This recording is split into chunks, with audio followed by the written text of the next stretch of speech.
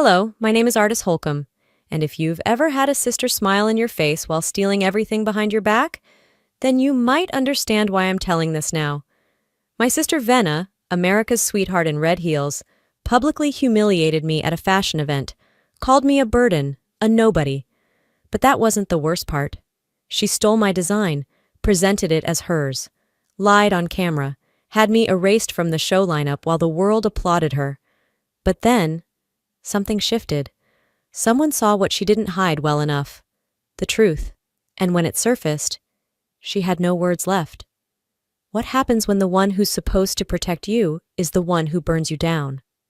The rooftop shimmered with string lights, and laughter floated above the Savannah skyline. Everyone there smelled like confidence, designer cologne, dry champagne, and ambition. I stepped out of the elevator into all of it, wearing the only black cocktail dress I owned. It wasn't even mine. Celia had lent it to me with a wink and a, "Don't let her eat you alive tonight." But Venna was already feeding on applause. She stood near the marble bar in a scarlet dress so sharp it could cut through glass. Her laugh rang out every few seconds, each one louder than the last.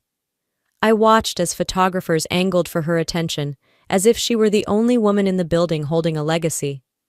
I kept my hands wrapped around my clutch like it could protect me. Someone brushed past me and muttered, "Didn't know they let interns in tonight." I turned. It was Venna, full grin, eyes locked on mine, like she was just getting started. "Still playing dress-up, sis?" A few heads turned. I smiled tightly, said nothing. "She's always been more of a burden than a brand," she added loudly, glass raised high. The crowd chuckled, and just like that, I vanished again. It wasn't always like this.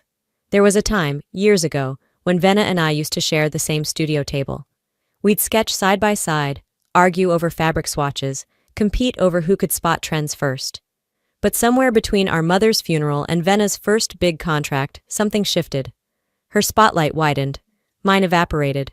A few weeks back, she texted me casually, "Hey, can I borrow your studio key for the night? Need to grab a mannequin I left." I'd said yes without blinking. Of course I did. Sisters trust each other. I hadn't thought twice when I left the final draft of my Southern Showcase submission, half complete, ink not even dry, spread across my drafting table. I assumed, foolishly, that boundaries still existed between us. Later, I'd learn the truth. Savannah Design Council's backdoor security footage never lies. But I didn't know that yet. Not then. Tonight, all I knew was that my sister had an audience, and I had a bruised sense of worth. Venna clinked her glass, drawing the room's attention. "I'd like to say a few words," she declared, voice smooth as bourbon. "This event isn't just about fashion. It's about heritage, vision, and knowing when to let go of what no longer serves you." She turned her head, right at me. "Some people are born to shine. Others—" She tilted her glass toward the floor. "Keep the lights off." More laughter. I held my ground. My nails dug half moons into my palm. I bit the inside of my cheek so hard I tasted blood. That was always her magic trick, using charm as a scalpel. No one intervened. Not the PR rep standing nearby, not the family friend who used to bring us peach cobbler on Sundays, not even Darian, her boyfriend, maybe fiancé, who once helped me through a panic attack backstage. They all just watched. I left before dessert. Savannah's night air was humid and quiet. The historic squares looked frozen in time, each street lamp humming like it remembered better versions of me. I walked until my feet ached, then wandered back to my studio. The second I opened the door, something felt off. The desk was slightly shifted, the pen holder too far to the left. One of my fabric bins wasn't sealed properly, nothing big, nothing broken. But I noticed. Because when people overlook you long enough, you learn to memorize the tiny things no one else sees. I stood in the middle of the room, heartbeat ticking louder than the city noise outside. I scanned my work table, my pinned sketches, the scrap pile in the corner. It all looked fine, but wrong. Mom used to say, "You don't need noise to be heard. Truth has its own volume." That night, the truth said nothing, but it echoed. And in that silence, I heard something louder than applause, something breaking. Sleep never really came that night.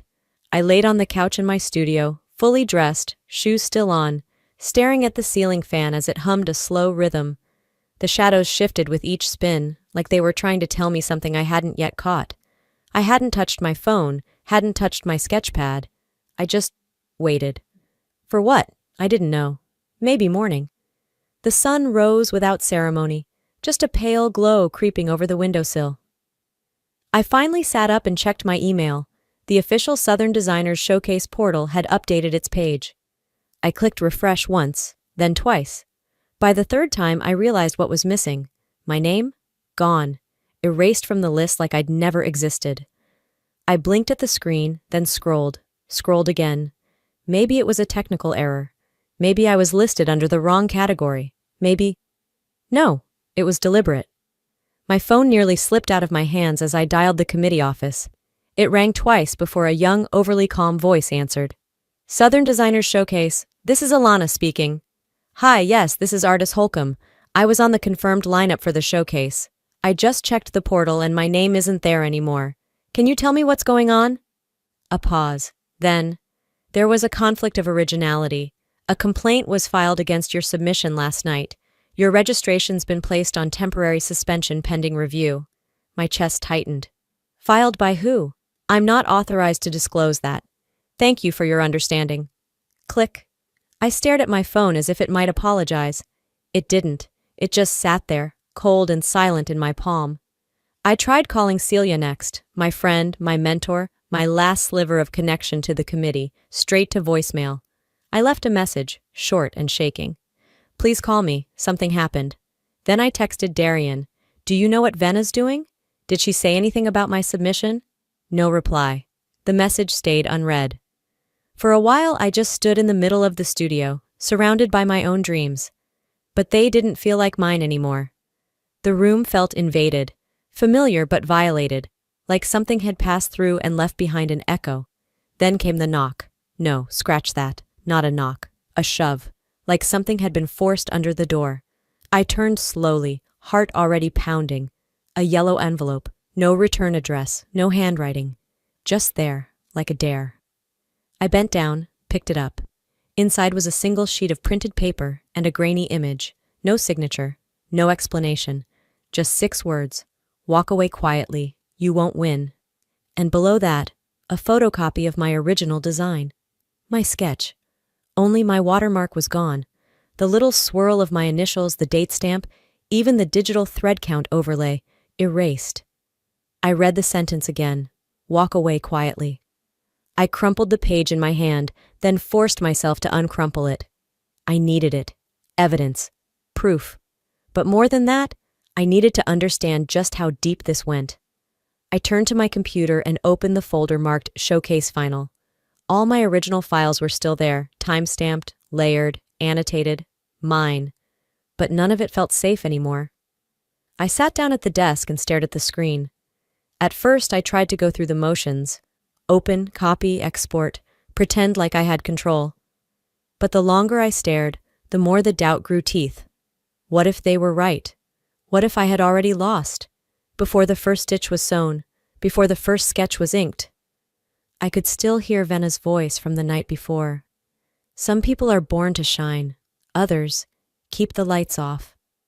I felt the weight of those words now like lead in my bones. And then another voice, much older, whispered from the back of my memory. When they silence you, write louder.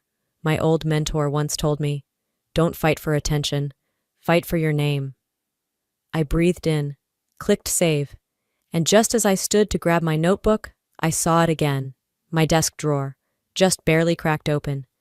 I never leave it like that. I reached for it, hesitated, then pulled it open fully, empty. No spare sketches, no pattern templates, just the faintest scent of her perfume, Vena's, something citrusy and artificial. A sour taste filled my mouth. But it wasn't the sketch that scared me. It was how fast someone else had made it disappear. I left the drawer open that morning, staring into its hollow space longer than I probably should have. Then I locked the studio, tucked the envelope under my coat, and made my way to the convention center. The city was already humming. Traffic lights blinked lazily over Bay Street as early joggers passed with earbuds in, oblivious to the world I was stepping into. A world where someone was trying to erase me in broad daylight. I arrived 2 hours before the showcase doors opened. It wasn't for a main stage slot. Those had been stolen from me. But Celia, in her quiet way, had whispered to someone who whispered to someone else, and now I had a table at the Emerging Creators Side Gallery, a half-lit hallway near the loading dock. Glamorous? No. But it was space, and right now, space was survival. My assistant, Myra, met me near the garment check-in, her face pale. She leaned in. Artis. Someone from Vena's team was poking around here earlier. Said they were double-checking press tags, but... Her voice trailed off. I nodded, jaw tight. Did they touch anything? I don't know, but the mood changed after they left. You should check the dress. I rushed to the rack. There it was, my prototype gown. Soft dove gray silk, asymmetrical neckline, hand-beaded seams, and a tear. A long, deliberate, almost surgical slice across the back hem. Not frayed, not accidental. Sabotage. I didn't speak, just ran my hand across the damage like a mother checking for a fever. Vena didn't want to beat me. She wanted me gone. An hour later, the showcase began. From the wings, I watched as models shimmered down the catwalk in glowing gowns, brilliant layers of chiffon and contrast stitching. Voices buzzed from VIP rows, press badges flashed. My name wasn't on the schedule, but I waited, just in case someone, anyone, remembered I was here. And then, Vena took the mic. She wasn't supposed to. The MC had just announced a break before the final segment, but Vena strode on stage like she'd paid for the floor beneath her. Hi everyone, she said, perfectly poised. Before we continue, I just wanted to address something quickly. I felt the air shift. Myra gripped my wrist. Celia, across the room, straightened slightly. Vena smiled wide. There's been some unfortunate talk this week about design overlap, plagiarism, and I just want to be very clear. My work is original. It always has been. I don't need to borrow or copy to shine. She paused, letting her words land. If anyone else feels differently, well, I suggest they let the sketches speak. Laughter. Not loud, but enough. A low ripple of uncomfortable chuckles, heads turning. I stood there frozen, clutching my ruined gown, pulse pounding. She hadn't named me. She didn't have to. Everyone looked. Someone whispered, Is that the sister she's talking about? I didn't flinch. I didn't cry. I held the gown tighter, and I watched her. Vena turned, satisfied, and handed the mic back. The crowd clapped, nervously, unsure if this was drama or performance art. Celia caught my eye across the ballroom. She gave the faintest nod. No words, just, I see you. That was enough. I walked out of the convention center before the final segment began. No dramatic exits, no shouting matches, just silence, the only kind I could control. 3 blocks away, I ducked into a corner cafe with a faulty Wi-Fi router and lukewarm espresso. I didn't care.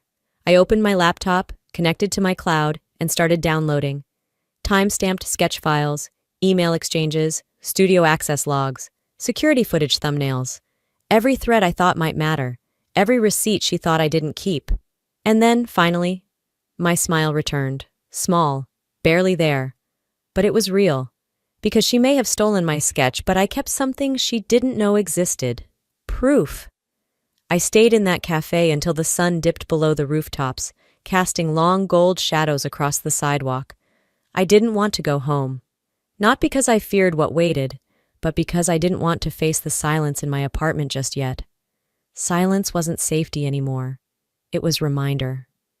Still, by 8, I found myself back at my place, flicking on lights and toeing off shoes like routine could still protect me. The air inside was warm and still. I made tea, sat, stared at my laptop. On social media, Vena was everywhere. Headlines praised her bold reinterpretation of heritage silhouettes. She posed in crimson, smug and spotless, like the drama had never happened. I typed my name into the search bar. Nothing. Not a single tag. Not a mention. I had vanished. I clicked into my cloud drive and renamed the folder with trembling fingers. Sketch backup, original proof. It was organized now, chronological, annotated, ready. I didn't have a plan yet, but I had a record. Across town in a sleek loft lined with black and white photo prints, Darian sat at his editing console, headphones around his neck. He wasn't working. He was watching footage from the show, and watching her, Venna, on stage, radiant, lying. He paused the video and looked over at her iPad, still logged into their shared cloud account. For years they'd synced everything, for convenience, she said. Curiosity made his fingers move. One swipe, then another. Photo gallery. And there it was. A high-resolution image of a sketch. My sketch. Dated, geotagged, snapped at night. In my studio. Darian leaned back. His mouth parted but no sound came. He tapped the info tab. Metadata was intact, time-stamped 2 weeks before the showcase. He stared at it like it might blink first. Then, quietly, he saved it to his desktop and deleted the sync entry. He closed her iPad without a word. I was brushing my teeth when I heard the ping. At first I ignored it. Then I saw the subject line. Anonymous submission for your protection. No sender name. A burner Gmail. I clicked. Attached was the photo. My original sketch. Metadata included. A note below. You didn't imagine it. You were right. For a second, the floor didn't feel solid. I leaned against the kitchen counter, reading that line again. Then again. My whole body stilled. Somewhere, someone had just crossed a line. But this time, it was in my favor. I didn't know for sure who sent it, but I had guesses. And more importantly, I had confirmation. By midnight, I'd forwarded the entire file to Celia's legal contact, the same woman who handled licensing deals and quiet lawsuits for elite designers. I didn't explain. Just included a message. For archive and review, please confirm receipt. Then I opened a blank document. Titled it, Exhibit A, Timeline of Misconduct. I listed dates. Venna's studio visit. The disappearance. The night she borrowed my key. The day the lineup changed. The public accusation. And now, the anonymous proof. When I finished, I closed the file and backed it up twice. No anger, no panic, just precision. This wasn't revenge. It was reclamation. She'd taken the spotlight, the applause, the stage. But I still had the truth. And if she thought I was done, she forgot I've been quiet, never blind. 2 mornings after the showcase, I was folding laundry, half-focused, absently matching socks that never seemed to have proper pairs, when my phone buzzed. I picked it up with little interest, expecting spam or another shallow attempt at PR crisis management from someone orbiting Venna's sinking career. Instead, it was from Celia. Just one line. I need you at the archive room. Bring nothing. Just come. No greeting, no emoji, no context. That was all I needed. I dropped the last sock mid-fold, grabbed my keys without even changing out of my sweats, and was out the door within seconds. My heart knew the pace before my brain caught up. The archive room was deep inside the downtown building of the Savannah Fashion Council, hidden behind a false panel door near the back of the records hallway. It wasn't labeled. Most designers didn't even know it existed. Only senior council members, people like Celia, who had been in this industry long enough to know where real secrets were kept and who they needed to be protected from. She was already there when I arrived. She didn't say hello, didn't offer a seat. She just turned slightly toward me and said, "This isn't about protecting you anymore." Her voice was firm. "It's about correcting the record." She tapped a key on the control panel, and the widescreen monitor in front of her lit up. A still frame was paused mid-motion, time-stamped, 12 days before the showcase. My stomach curled. I knew what was coming. She pressed play. The grainy footage sprang to life. A figure appeared in the dim hallway. Familiar. Too familiar. The camera angle, high and silent, caught the way she moved, confident, unhurried, like she belonged there. She didn't hesitate, didn't glance around. Venna. She was dressed in black, hair tied back in a tight bun. No bag, no assistant, just her and her phone. She walked up to the studio door, my studio door, entered with a swipe of a keycard, and paused at my work table.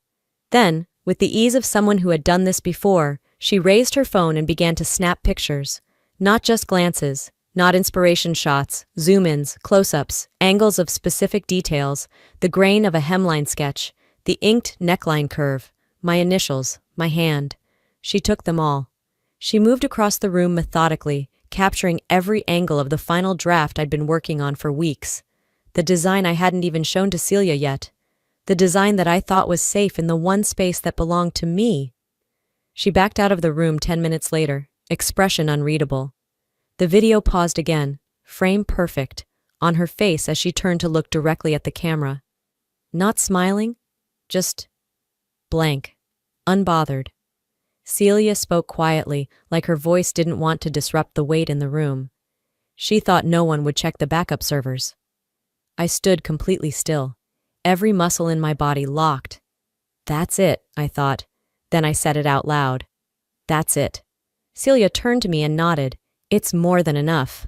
That same afternoon, Celia called for a closed-door session with the Council Board under Article 7, Ethics and Originality Review. It wasn't common, it wasn't encouraged, but it was allowed, when a designer's integrity was in question with direct evidence attached. There were no cameras, no press, just the board, Celia, and me. The board chair glanced at the folder Celia had submitted ahead of the meeting, lips pursed. "This is highly irregular," she said.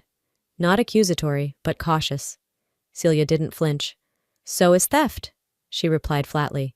She turned the monitor to face the room and pressed play. Same footage, same silence. The room was still for a long time. Then came the small sounds. Gasps, someone whispering, "Oh my God!" Another hand slowly covering a mouth. The silence after was even heavier. Then Celia placed the printed evidence side by side. My original sketch with timestamp and metadata intact, and the version Venna submitted under her name. The resemblance wasn't vague. It was identical.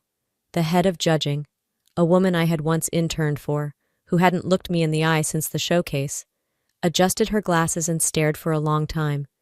Then she said, voice quiet but unshakable, "This isn't just misconduct. It's theft." I hadn't realized I was holding my breath until that moment. Celia turned to me. "Do you want to say anything?" I stood slowly. My hands were steady even though my pulse pounded in my ears. "I don't want revenge," I said. My voice didn't waver. "I just want the space to build without being erased." No one spoke. I looked around once, not for approval, but for confirmation. I saw heads lowered, backs straightened, notes scribbled. That was enough. I gathered the evidence, the proof of my name, my line work, my signature, and walked out of the room. No one followed. No one clapped. The only sound was my own footsteps on the polished floor and the soft click of the door behind me. I didn't see Venna there. Of course I didn't. Cowards never stay for the verdict. And she didn't need to be there. Because that moment, it wasn't about her anymore. It was about me. About reclaiming the part of myself I had been taught to shrink. About finally understanding that I didn't need applause to matter. I didn't need headlines or hashtags. I needed the truth, and I had it. And in a world obsessed with noise, I had found something better. Clarity. They say silence is weakness, that if you're not screaming, you're losing. But that day, I proved them wrong. Because the difference between silence and weakness, I just showed them all. By the time I woke the next morning, Venna had already scheduled her damage control. I saw the headline while pouring coffee. Designer Grimaldi breaks silence. Exclusive breakfast briefing. The image showed her arriving at a boutique hotel in downtown Savannah, flanked by 2 assistants and wearing beige, her version of humility. A stylist's idea of sincerity. I pulled my robe tighter, sat at the kitchen island, and turned on the local news stream. Venna stood at the podium in front of a gold-trimmed breakfast spread. Croissants, crystal pitchers of grapefruit juice. The whole thing looked staged, manufactured. Her voice trembled just enough to sound unrehearsed. "I've always celebrated creativity, including within my own family," she began. "But lately, things have been twisted. I never intended to overshadow anyone, especially my sister. I love her." That word, love, hit like static in my ears. Reporters stayed quiet at first, scribbling. Then a woman near the back raised her voice. "Miss Grimaldi, sources confirm your design's metadata match timestamps from your sister's original sketch files. Care to explain that?"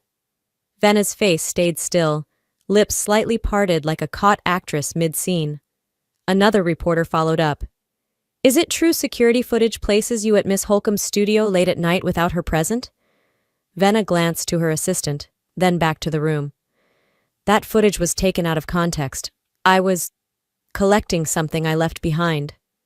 One more voice chimed in, an older man with a local paper. Do you deny the Southern Designers Board is reviewing claims of fabrication under Article 7? She didn't answer that, because she couldn't.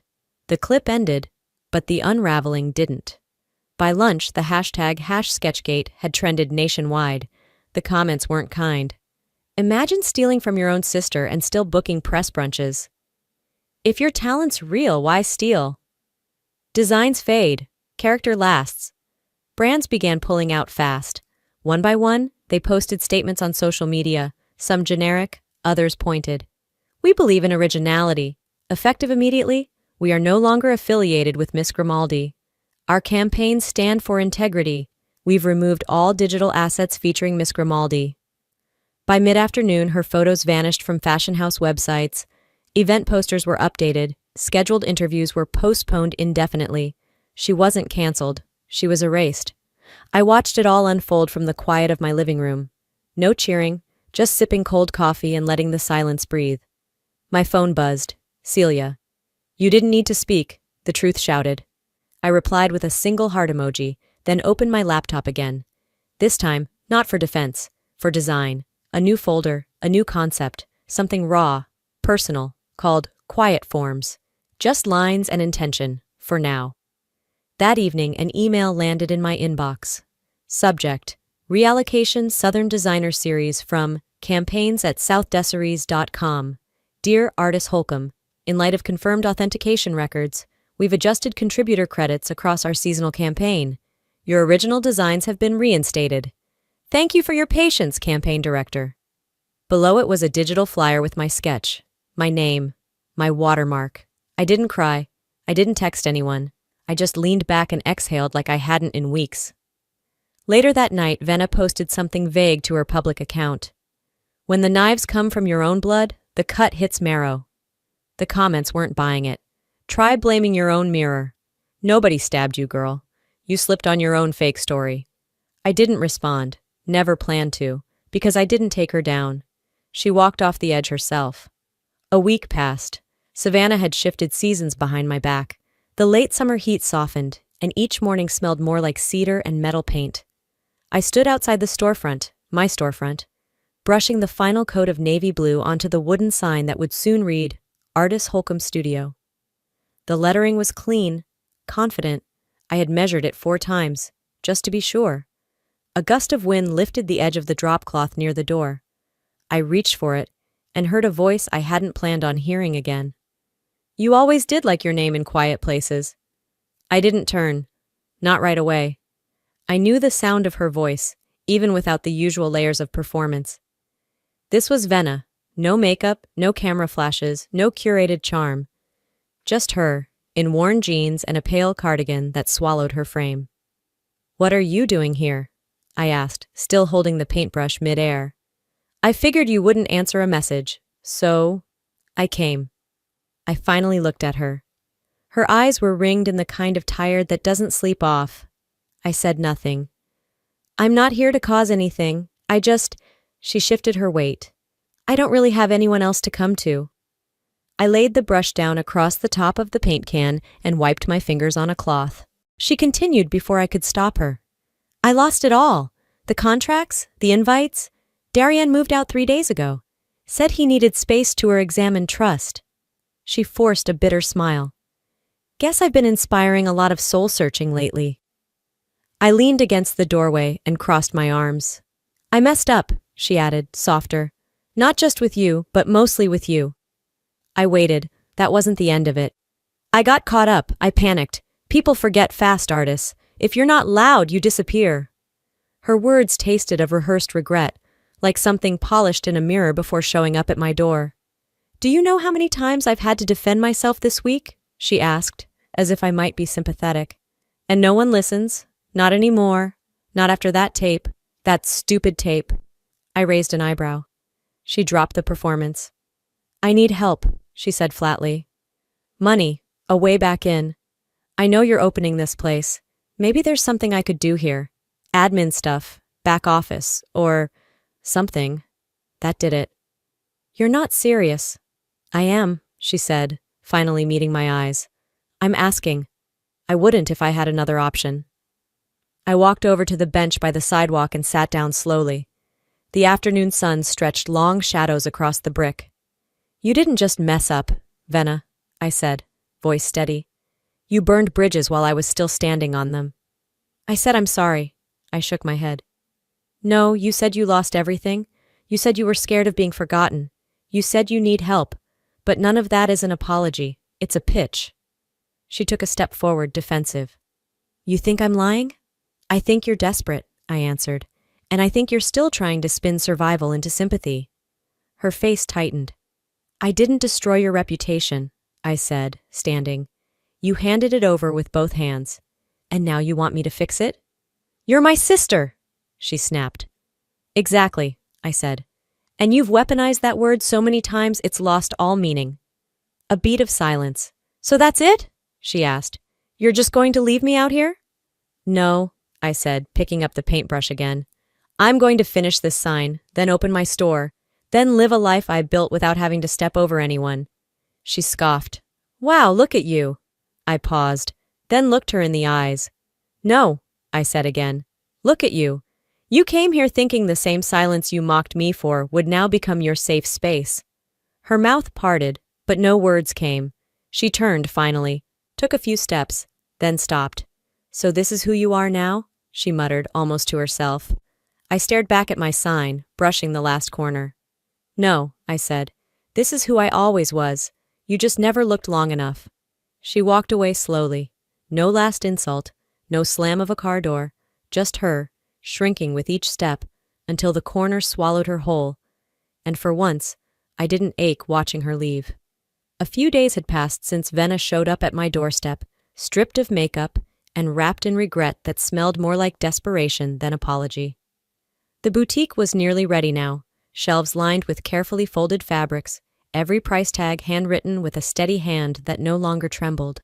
Light poured through the freshly cleaned windows like it had been waiting for years to land here. For once, it didn't feel like the sun was spotlighting someone else. It felt like it saw me. And then it happened. I was behind the counter, sorting inventory into neat little categories: cotton, linen, silk. My thoughts were drifting somewhere between fatigue and quiet satisfaction when my phone buzzed. I expected a delivery notification, maybe a friendly check-in from Celia or Myra. But the screen told a different story. Reddit. A design thread I sometimes browsed in the quiet hours when sleep refused to visit. The title of the top post slapped the air out of my lungs. Ask me anything, I was her assistant. Here's what really happened. I clicked before I even realized my fingers had moved. The thread unfurled like a trapdoor. The assistant, anonymous but clearly real, was answering questions with screenshots. Real ones. Dated, time-stamped, linked to names I recognized. She wasn't speculating. She was confessing. One image stopped me cold. An email instructing her to rename a sketch file before submitting it to the Southern Designers Showcase. A-Valut23.dsf became VG-Venus23.dsf. My initials erased, my watermark gone. But the lines, the folds, the shadow layering, unmistakably mine. The caption beneath the screenshot was simple. I didn't want to do it, but I was told it was part of the job. I sat down hard on the stool behind the counter. The comments beneath the post were flooding in fast. Outrage, disbelief, and something that hadn't been there before. Collective recognition. This is criminal, literal art fraud. Why does it always take an assistant to blow the whistle? Venna's empire is made of stolen thread. I didn't refresh the page. I didn't need to. The fire was already catching. I could feel the heat of it through the glass. By early afternoon, L'Ambroise, Venna's most prestigious brand collaboration, issued a statement across their social channels. We stand for innovation rooted in authenticity. Effective immediately, our collaboration with Miss Venna Grimaldi is terminated. We do not condone creative theft, regardless of personal history. More followed. Blogs, magazines, international design networks. They resurfaced the security footage. They slowed it down, zoomed in, added overlays and arrows. Venna entering my studio. Venna photographing my work. Venna uploading sketches with metadata stripped and renamed. Every frame was a nail in the coffin of her curated legacy. A lie that walked like legacy, one headline read. Another said, When ambition erases bloodlines. From the boutique window, I saw pedestrians scrolling on their phones, pausing, whispering. One woman even pointed toward my storefront, then back to her screen. Her face looked like someone who had just realized they'd been rooting for the wrong character in the story. I stepped away from the glass. I didn't need their validation. But I couldn't lie. It was a strange, steady kind of justice to witness. The world was finally catching up to a truth I'd known in silence. That night, after locking up the shop and listening to the soft hum of a tired ceiling fan, I sat in the back with my laptop open and my tea growing cold. Celia's text arrived just past 10 p.m. They want you to keynote at the new Designers Summit. No pressure, but you should think about it. I stared at it for a while. Then I opened my folder marked Rebuild. Inside were sketches, unaltered, unfiltered, just the work, clean lines, pure forms. Everything I'd once feared wasn't enough, now shining without apology. I didn't answer Celia yet. Instead, I picked up my journal, turned to a fresh page, and wrote a single line. The truth never shouts. It just waits for echoes to return. The next morning, as if the universe was doubling down, a podcast I'd followed for years uploaded a new episode. Title: Family Betrayals in Fashion, When Genius Gets Ghosted. They never said our names outright, but every syllable was laced with familiarity. The host laid it out like a cold case finally cracked open. Voiceovers from old interviews, timeline comparisons, snippets from past campaigns that now felt like red flags no one had read in time. A guest speaker summed it up best. This wasn't just about style, it was about identity, about watching someone take your blueprint and pray no one noticed. But we did. I sat in my kitchen, phone screen dim, tea now ice cold. No grin, no bitterness, just peace. A kind of stillness that felt earned. Venna hadn't returned. Not to my door, not to the feeds. She was gone from the headlines, gone from the brand websites, gone from the calendar invites she used to post screenshots of. And I realized something. She didn't need to be here, because some betrayals don't get resolved. They just get cut loose. Like old thread, snipped, dropped, walked away from. And me? I wasn't angry, not anymore, because this was never about revenge. It was about being seen. And now, I finally was. 3 weeks later, I turned the key in the door of my boutique and flipped the sign to open. The bell chimed, a soft, clear sound I had chosen myself, and within minutes, a modest line of customers formed. No influencers, no gala dresses, just a retired librarian from 2 blocks over, a high school art teacher with a curious smile, and a teenage girl who asked if the draped sleeve in the window was vintage or genius.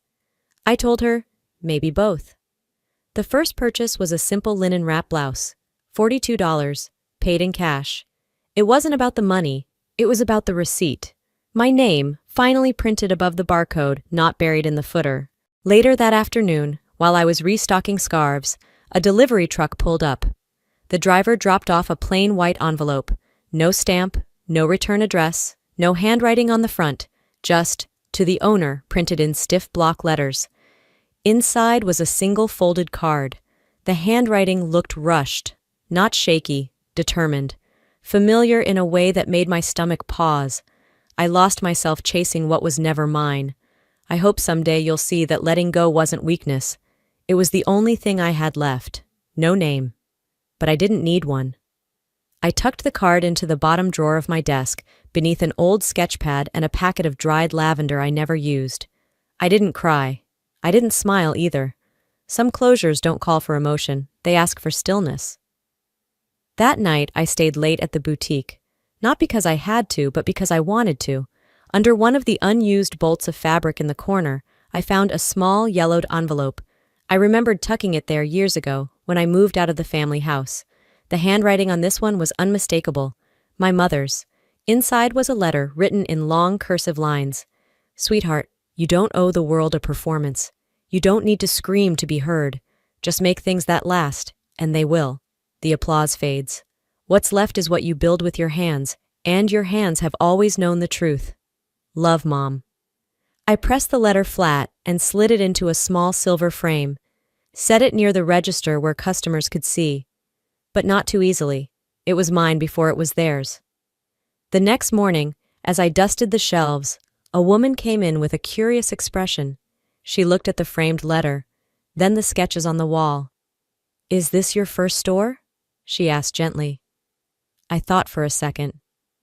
"It's not the first place I've worked," I said, "but it's the first place I've been seen." She nodded, smiling. "Well, I see you." I thanked her and the moment passed, but then I glanced out the boutique window and saw her. Venna, walking on the other side of the street, hair in a simple knot, no heels, no entourage, no phone in her hand. She paused at the corner, looked across toward me, but didn't step closer. She didn't wave, didn't smile, just nodded faintly, and kept walking. I didn't move, because this wasn't her chapter anymore. This was mine. And for the first time in a long time, the silence outside matched the calm inside. No crowds, no cameras, no chaos. Just the soft thud of my heart behind my ribs, steady as the rhythm of my own name written in block letters across the glass. Artis Holcomb, Originals. Some endings don't need applause, just a locked door and a light left on. I've come to understand something I wish I'd learned sooner. Silence isn't always weakness, and raising your voice doesn't have to mean shouting. Sometimes, the most powerful thing you can do is keep walking forward, steady, clear, and true, while the noise fades behind you. There were moments I wanted to vanish entirely, moments where I wanted to scream, to burn everything down the way she tried to burn me. But I didn't. I chose something harder. The long road, the honest one. The road that doesn't give you quick applause or instant vindication, but offers something more lasting. Peace. Not the kind that's quiet because it's afraid, but the kind that comes when you finally know who you are, and no one else gets to rewrite that. If you've ever felt small, pushed aside, overlooked, or betrayed by someone you trusted, please hear this. You are not small. Their shadow doesn't define you, and sometimes, the only reason you feel dimmed is because you've been standing too close to someone who was never meant to block your light. So, now I want to ask you something. Have you ever been betrayed by someone in your family? Or maybe you've had to walk away quietly, even when it felt like the world didn't believe you, didn't see you? I want to hear your story. Because stories like ours, they matter. Your voice matters. If anything in this video hit home for you, leave a 1 in the comments. Or tell me where you're watching from. And if it didn't quite connect, tell me that too. What would you have done in my place? This space is for real stories, real voices, and quiet truths spoken out loud. So if you want more stories like this, ones that linger after the screen fades to black, subscribe, turn on notifications, and stay with us. Thank you for listening. Stay true, stay steady, and stay standing.